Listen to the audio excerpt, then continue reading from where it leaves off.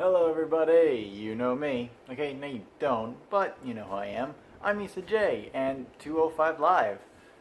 Was it worth it? Alright, backstage segments first. The show opens up with Drew, no, Drake, Maverick, just basically talking about what happened last week with Buddy Murphy and Cedric Alexander, and of course, the card happening tonight. Um, it was fine. I guess it was a good way to hype up the show. And Drake Maverick is a really good hire. He's you can tell he's really passionate about wrestling and cruiserweight wrestling at that. And it's really cool to see him so passionate, which makes people watching the show at home so passionate. Then we had a little bitty interview with Dasha and Buddy Murphy with Tony Nese standing beside him. It was too short to really say anything about. I was basically saying I'm gonna win, but and the one other major thing, Mustafa Ali was sitting down and doing his tape, and then he just addresses the WWE universe, which is a different take on a lot, really. So that was really cool. Overall, the backstage stuff was again short, sweet, to the point. Nothing overwhelming, but we did get a little video, a little vignette of Leo Rush. He is the next NXT guy to fully make the transition to 205 Live. So that should be really cool. And he seems like a arrogant, smarmy heel.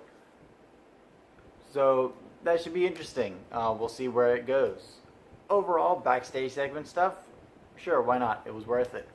Alright, then let's get into our first match. It was Lince Dorado versus the Brian Kendrick. And this was a really good match. The high-flying stuff from Lince was really, really good. The heavy-hitting stuff from the Brian Kendrick was really, really good. And overall, from start to finish, it was a fun match. I absolutely enjoyed myself. Again, my favorite wrestler of all time is the Brian Kendrick. So just being able to see him 2 weeks in a row wrestling is really, really fun. The match does end after I think it's called a Golden Stunner or something like that. I have to look up the name of it. Lince Dorado hits his finisher and gets the 1-2-3 over the Brian Kendrick. So overall, as a start of the match, yes, it was worth it. Then we had a lot of commercials. After all these commercials, so those weren't worth it, no. Then we had TJP come out, and he was facing off against Brian Key, just some local jobber talent. And the match itself wasn't worth it, but the character work was.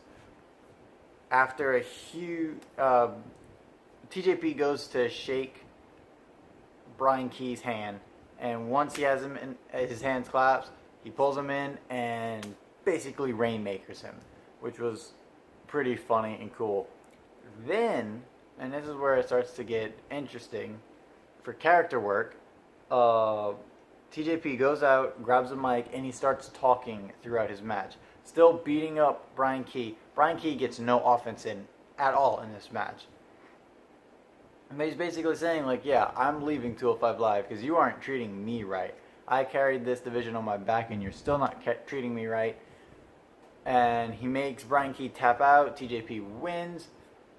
And he's basically saying, like, if you don't start treating me right, I'm leaving. I'm going to SmackDown, NXT, or Raw. I don't care which.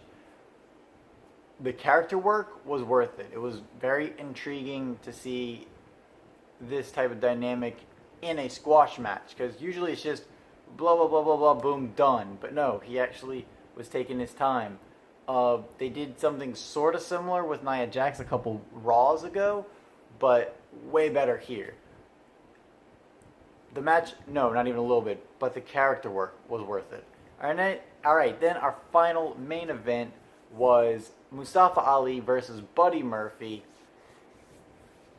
And finally, another Mustafa Ali match I actually enjoyed. Like, it was back and forth, almost as good as Cedric Buddy last week, but of course Cedric Buddy last week was better. A little rubber match, if you will. The third match between the two, each man has a win over the other, and this match was going back and forth, back and forth. It was so good. Really fun opening sequence as well. And the crazy part is, no one wins here. I guess technically, because he was the first attacked, Mustafa Ali wins via disqualification by a man who demands respect. That's right. Hideo Itami just out of nowhere interrupts the match, and he hits his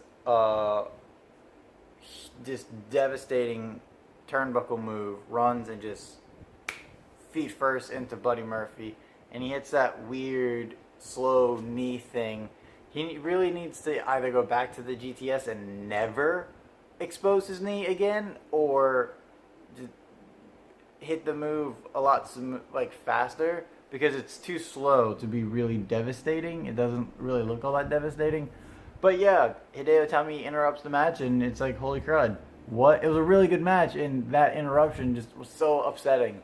But he doesn't just attack the face, he attacks Buddy Murphy as well. So Hideo is on the hunt for gold. It was a good match. It was a good match with an annoying ending, but one that kind of makes sense for Hideo Itami. And yeah, I'm looking forward to seeing where all this goes. Overall, and in the match, it was worth it. Even though the ending was a bit meh, it was still worth it because it got a lot of action between Buddy and Mustafa, but also a huge character work of Hideo Itami. And overall, this week was really good. Not as strong as last week, but still strong in and of itself. And yeah, I absolutely enjoyed myself.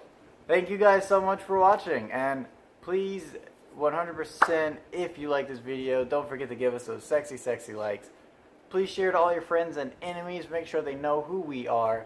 Yeah, and if you really like what we do, please don't forget to subscribe to the channel. Become a part of the Smarky family.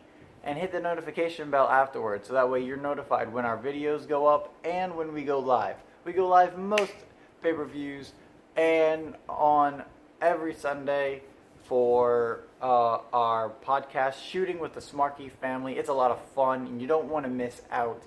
Thanks again so much for watching, everybody, and until next time, it will be awesome.